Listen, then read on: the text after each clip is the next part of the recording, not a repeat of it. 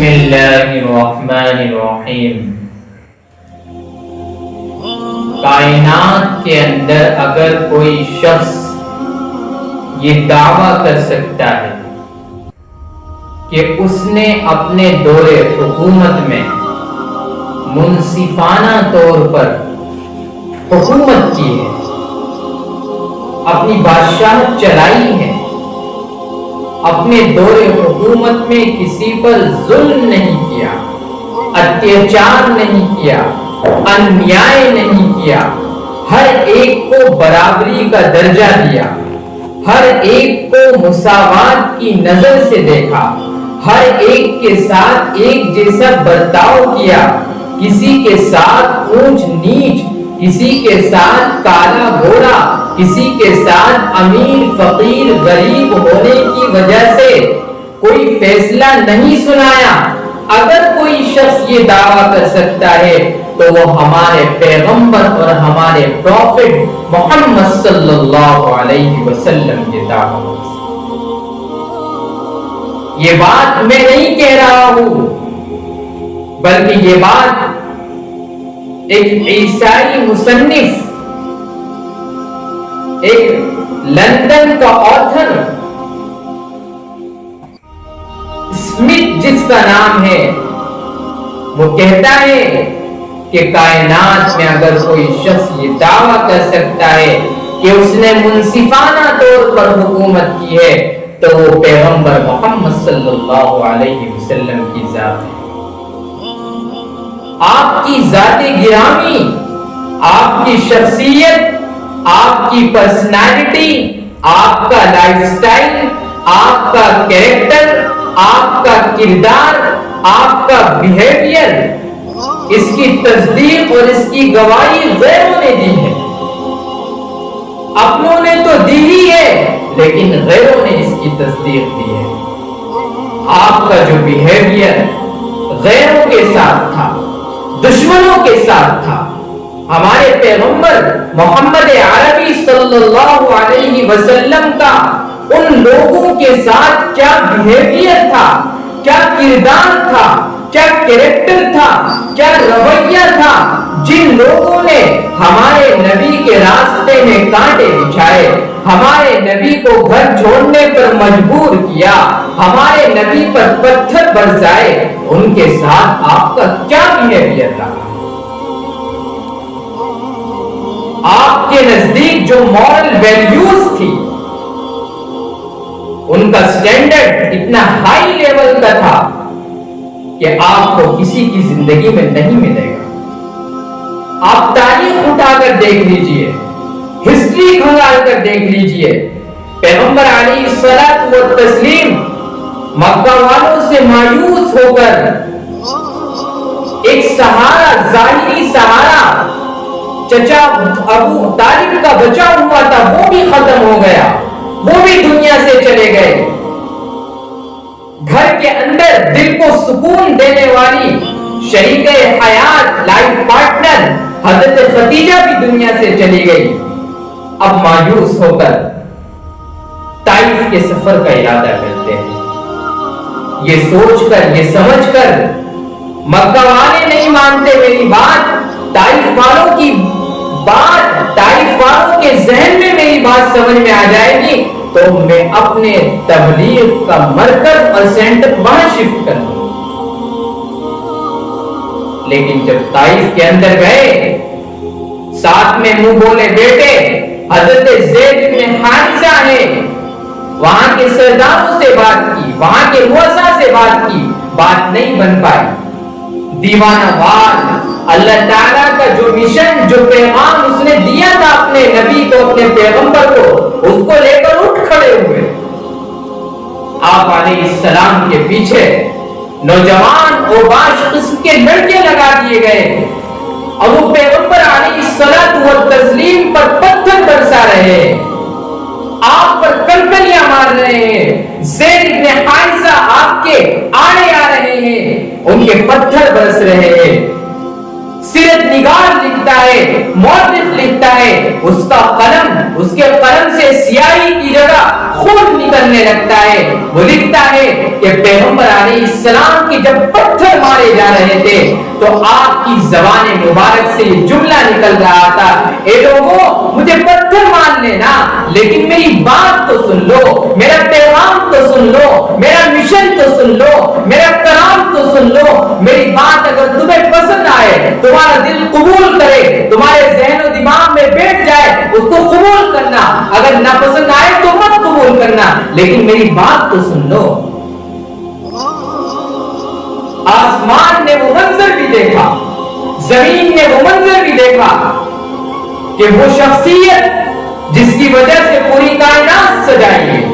جس کی وجہ سے آسمان و زمین کو بنایا گیا، چاند سورج ستاروں کو بنایا گیا، لولاک لما خلقت الافلاک والارضین. اللہ فرماتا ہے اے محمد، اے پیغمبر، اگر تم نہ ہوتے، اگر آپ نہ ہوتے تو میں آسمان و زمین کو نہ پیدا کرتا، میں آسمانوں کو ستاروں سے نہ مزین کرتا، چاند سورج کو نہ بناتا، اس دھرتی کو نہ بناتا، اس کائنات کو نہ بناتا. میں نے یہ تمام چیزیں پیدا کیے اے محمد آپ کے صدقے میں. کتاب فطرت کے سرے ورق پر جو نام احمد رقم نہ ہوتا تو نقش ہستی ابھر نہ پاتا، وجود روح و قلم نہ ہوتا، یہ محفل کن فقا نہ ہوتی، جو وہ امام امم نہ ہوتا،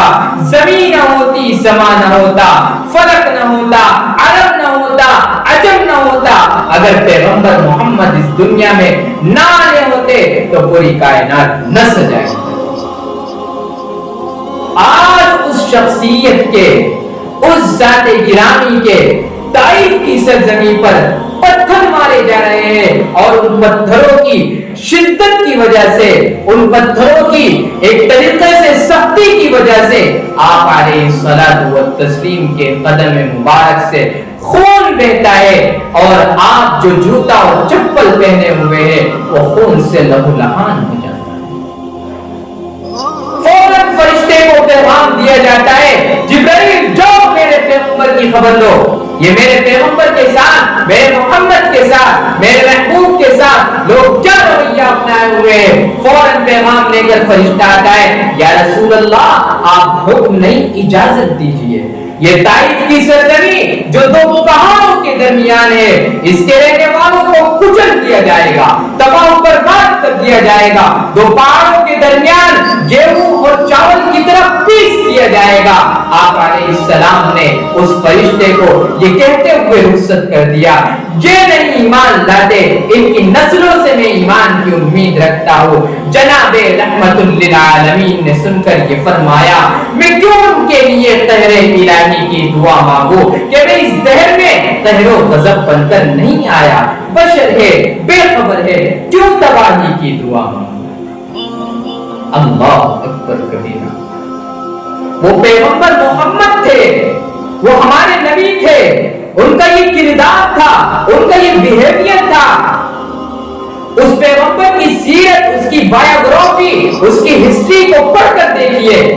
آپ اش کرتے رہ جائیں گے. جس پیغمبر کا غیروں نے اعتراف کیا ہے، میں نے آپ کو ایک حوالہ شروع میں دیا تھا، میں آپ کو ایک حوالہ پھر دیتا ہوں. 1935 کا جب انڈین ایکٹ بنایا گیا تھا، اس کے بعد گاندھی جی نے جب اس ہندوستان کے اندر پہلا الیکشن ہوا تھا،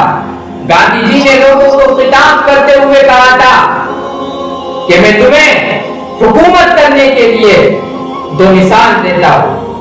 ابو بکر عمر کی مثال دیتا ہوں. جس طریقے سے انہوں نے حکومت کی ہے، جس طریقے سے ان کے گرو نے، ان کے پیغمبر نے، محمد نے ان کو سکھایا تھا، اس طریقے کو اپنانا. یہ ہمارا اسلام ہے، یہ ہمارے پروفٹ ہے، یہ ہمارے صحابہ ہے، یہ ہمارا کردار ہے. آپ علیہ السلام کی ذات گرامی لوگوں کے لیے رحمت تھی، زحمت نہیں تھی. آج ہم اپنے پڑوسیوں کے لیے زحمت بنے ہوئے ہیں، آج ہم اپنے پڑوسی کو ستانے کا ذریعہ بنے ہوئے ہیں، تکلیف پہنچانے کا سبب بنے ہوئے ہیں. نبی علیہ السلام کی ذات وَمَا أَرْسَلْنَاكَ إِلَّا رَحْمَةً رحمت للعالمین، پوری کائنات کے لیے رحمت تھی۔ جو ظالم تھے ہوئے عابد، اسی کے در سے الفت سے شکستہ حال مظلوموں کو خندہ کر دیا اس نے۔ جو پتھر تھے انہیں پھولوں کی رعنائی عطا کر دی، جو کانٹے تھے انہیں لالے بدخشاں کر دیا اس نے۔ وہ جس میں بغض تھا، کینہ تھا، وحشت تھی، عداوت تھی، اسی انسان کو ہمدرد و مہربان کر دیا اس نے۔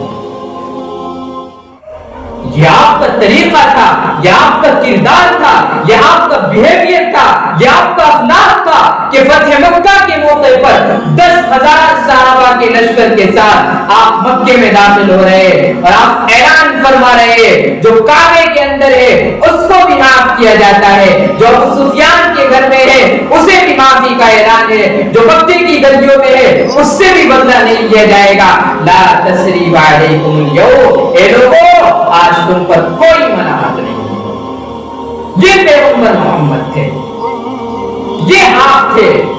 یہ اللہ کے رسول تھے جن کے ذریعے ہم تک اسلام پہنچائے، شریعت پہنچی ہے، قرآن پہنچا ہے، حدیث پہنچی ہے۔ آج ضرورت اس بات کی ہے کہ ہم پیغمبر علیہ الصلوۃ والتسلیم کے کردار کو اپنا کر، آپ کے بیہیویئر کو اپنا کر، آپ کے رویے کو اپنا کر، آپ کے لائف سٹائل کو اپنا کر، آپ کے کریکٹر کو اپنا کر لوگوں کے لیے رحمت کا ایک ذریعہ بنے، لوگوں کے لیے زحمت کا ذریعہ نہ بنے۔ اپنے کردار، اپنے کریکٹر سے لوگوں کو جواب دے، اپنی زبان سے لوگوں کو جواب نہ دے، اپنے ایکشن کے ذریعے، جو ایکشن ہمارے ہاتھ کے ذریعے نہ ہو، ہمارے عمل کے ذریعے ہو، ہمارے کردار کے ذریعے ہو، ہمارے کریکٹر کے ذریعے ہو۔ جس طریقے سے اللہ کے نبی علیہ السلام نے لوگوں کے دلوں پر حکومت کی تھی، لوگوں کے دلوں پر حکمرانی کی تھی، لوگوں کے دلوں کو جیتا تھا، جس کردار کو اپنا کر، جس بیہیویئر کو اپنا کر،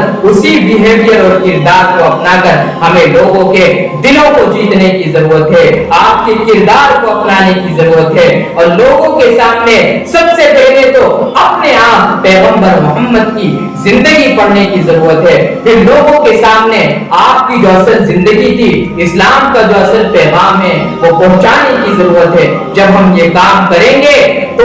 نبی علیہ السلام کی ذات جو آج سے 1400 سال پہلے رحمت تھی وہ آج بھی رحمت ہے، وہ آج زحمت نہیں ہے، رحمت ہے، لیکن ہمارے کردار، ہمارے بیہیویئر، ہمارا لائف سٹائل، ہمارا کریکٹر نے اس کو زحمت بنا دیا۔ اگر آج ہم بھی پیغمبر محمد کی طرح زندگی گزارنے والے بن جائے، آپ کی ایجوکیشن پر عمل کرنے والے بن جائے، آپ کی تعلیمات کے مطابق اپنی زندگی کو ڈھال لے، تو میرے عزیزو ہم جب آپ کی زندگی کو اپنائیں گے تو آپ کی جو رحمت کا مادہ تھا، جو اللہ تعالیٰ نے فرمایا تھا وَمَا أَرْسَلْنَاكَ إِلَّا رَحْمَةً لِلْعَالَمِينَ، وہ آپ کے ذریعے دوسرے لوگوں کے لیے رحمت بن جائے گا۔ جب رحمت بن جائے گا تو اس رحمت میں سے حصہ کچھ اسے بھی ملے گا، اور وہ اس دنیا کی عظیم ترین نعمت کو پا کر آخرت کے اندر جنت کا مستحق بن جائے گا۔